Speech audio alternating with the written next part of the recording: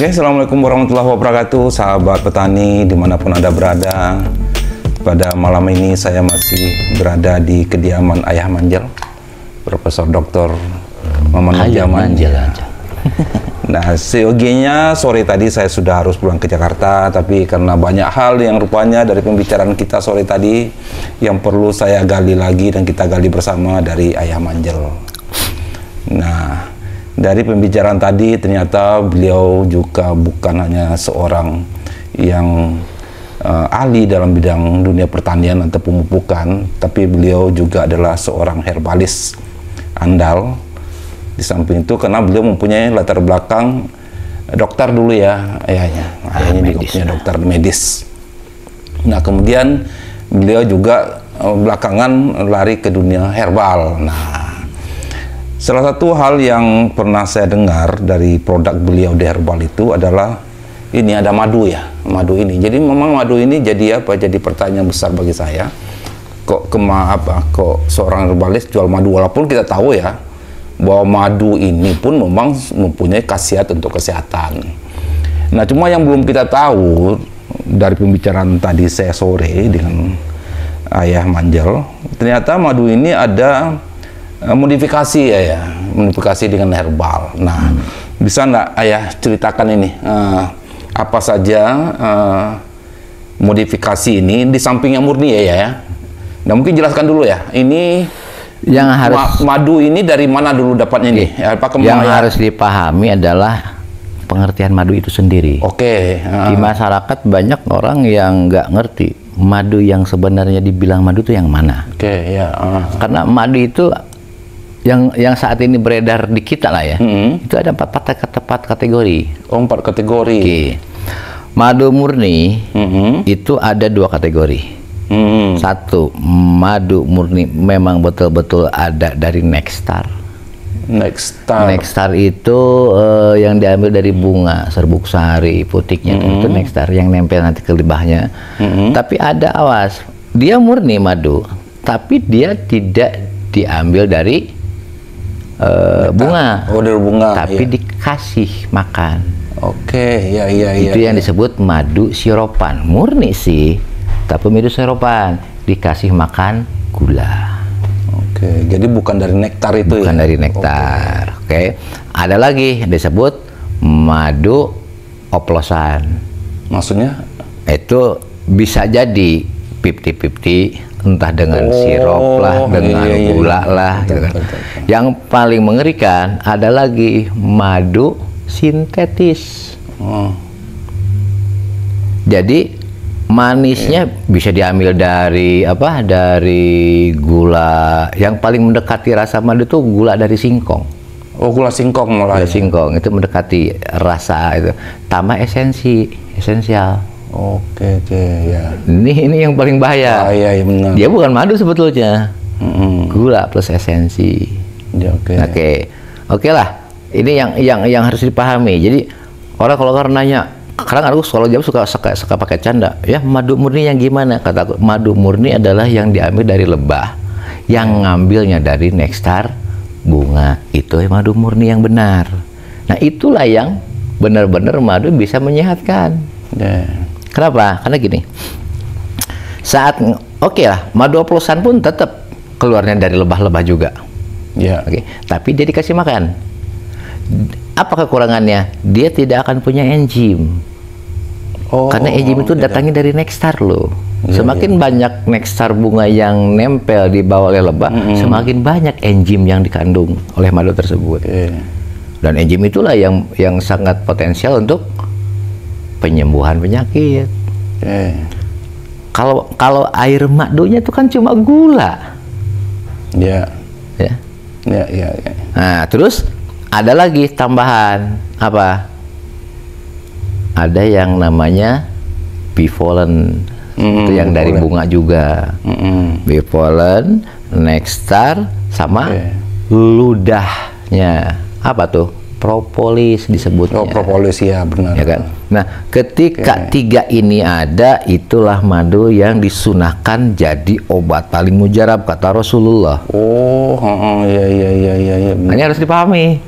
Iya, betul. Dan masyarakat umum banyak yang nggak ngerti nih. Ya. Disangkanya madu podo wae gitu, enggak.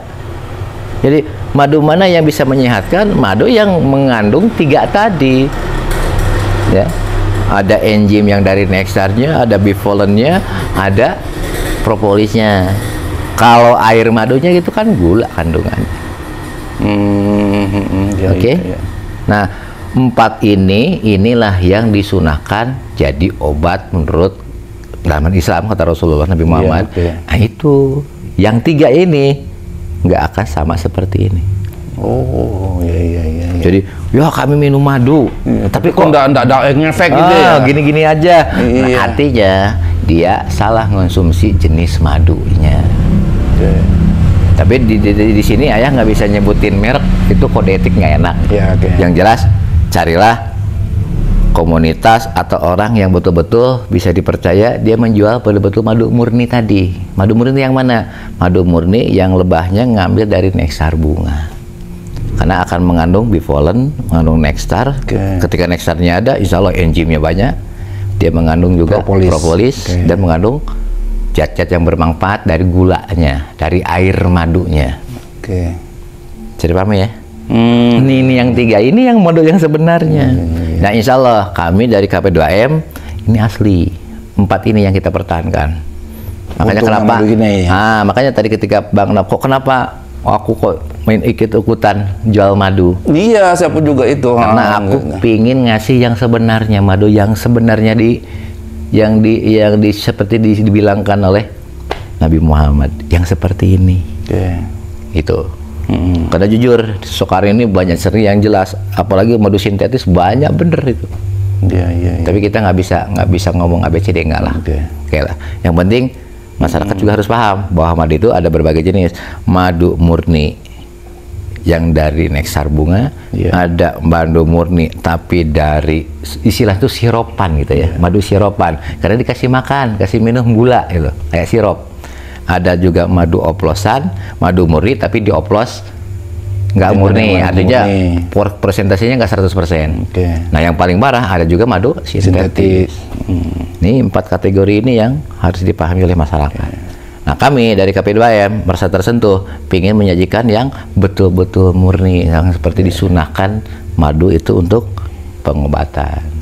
Nah, oke, itu yang pertama. Terus yang kedua, yang kedua, cara minum madu pun banyak yang nggak ngerti. Cara minum madu. Oke. Selama ini orang minum madu, ambil madu 2 sendok, kasih air. Itu nggak efektif, tidak terserap.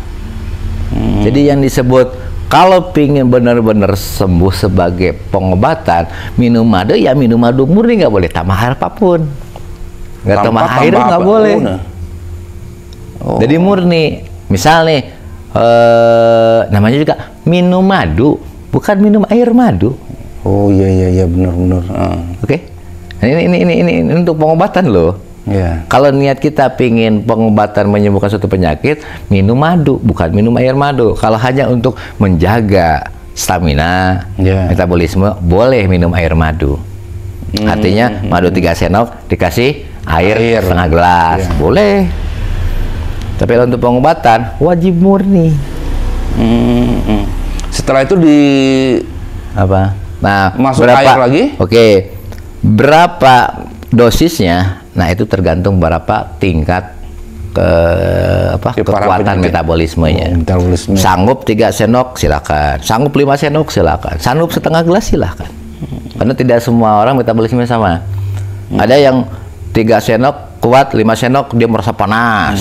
Ya udah, yang sesanggupnya dia. Karena tiap metabolisme tiap manusia nggak sama.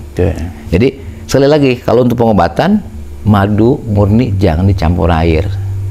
Nah, ini kesalahan. Walaupun madunya sama ini juga, tapi nanti kualitas kepengobatannya nggak sama. Yang saya pahami. Nah, berapa lama nanti setelah minum madu boleh minum air? Jeda minimal 1 jam. 1 jam. 1 jam. Biar dia betul-betul ngereaksi dulu. Gitu kan? Jadi pahami. Kita belum berbicara kualitas madu belum. Ya. Yang satu yang disepahami, harus paham masyarakat madu yang benar itu yang mana. Oke. Nah, yang paling bijaksana, carilah sumber madu dari orang-orang yang terpercaya. Udah itu aja. Ya, intinya dari itu memang. Dari situ. Ya insya Allah kami dari KP2M kita punya binaan peternakan lebah madu, dan insya Allah itu murni. Prosesnya pun betul-betul alamiah tanpa ada rekayasa apapun. Ya, oke. Ya, kita kasih nama Madu Repo. Madu Repo ya. Tuh. Ya, brand KP2M itu Repo. Ya. Jadi kalau nanti di pasaran, karena ini udah ada lisensi, udah izin. Udah ada izin nih ya. Dinkes, PIRT, halalnya sudah ada. Oke. Jadi ini udah bebas diperjualbelikan. Ya kan? Oke. Jadi kalau mau diperjualbelikan, silahkan. Oh, udah bisa ini lah, Udah bisa apa ya? Udah aman, udah safe, ya kan? Jadi bukan liar gitu ya. Oke. Ada izinnya, udah. Sertifikat halal sudah ada, izin Dinkes, PIRT juga sudah ada. Oke. Kalau BPOM madu dari kita katanya nggak masalah, kecuali kalau untuk ekspor, maka BPOM. Oh, untuk ekspor yang masih itu ya. Oke. Jadi ketika madu ini murni. Ya. Tapi ketika madu udah herbal harus ada izin dari BPOM. Oh gitu, ya oke. Nah, Kalau madu murni cukup di tingkat Dinkes, Dinas Kesehatan, kemudian PIRT, sama dari sertifikat halal, itu udah cukup. Tapi ketika udah masuk ke ranah, misalkan madu itu jadi tambahan herbal tertentu, itu harus masuk ke BPOM. Harus ada izin dari BPOM, karena udah termasuk kategorinya obat penambah, obat perekayasa. berarti jadi obat jadinya. Udah jadi obat. Oke. Gitu. Bukan madu lagi, tapi obat dalam bentuk madu. Oke. Gitu. Nah, jadi gini, yang selama ini kan yang kita kenal dari ayah itu hanya adalah madu murni ya. Yang tadi ayah katakan tadi itu ada Nexstar, ada Propolis, ada itu ya. Nah, sekarang ini kan juga ada produk ayah sekarang ini yang memasukkan herbal tertentu untuk penyakit tertentu. Mungkin kira-kira apa saja itu? Sejarahnya gini. Gimana ya? Tidak semua orang suka dengan aroma herbal. Oh gitu ya. Ketika herbal itu murni, misal untuk diabetes, ya.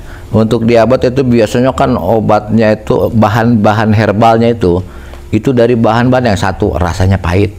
Iya. Oke. Aromanya pun menyengat. Tidak semua orang suka.